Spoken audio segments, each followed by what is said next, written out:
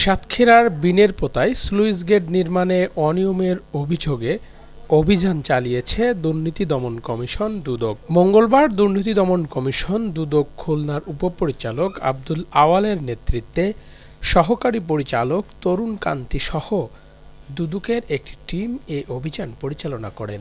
অভিযানের শিডিউল অনুযায়ী ৬ metre filing sheet বসানোর কথা থাকলেও ঠিকাদার পানি উন্নয়ন বোর্ডের কতিপয় কর্মকর্তার যোগসাজশে ৩ মিটার ফাইলিং শিট বসিয়ে ঢালাই দেওয়ার প্রমাণ পায় দুদক।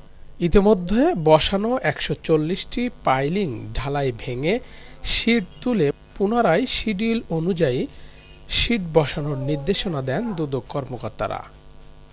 তবে এ সময় ঠিকাদার লিটু মিয়া পলাতক ছিলেন। এ সময় পানি উন্নয়ন বোর্ড ২ এর নির্বাহী প্রকৌশলী আশিকুর রহমান সহ পানি উন্নয়ন বোর্ডের বিভিন্ন কর্মকর্তা কর্মচারীবৃন্দ উপস্থিত ছিলেন।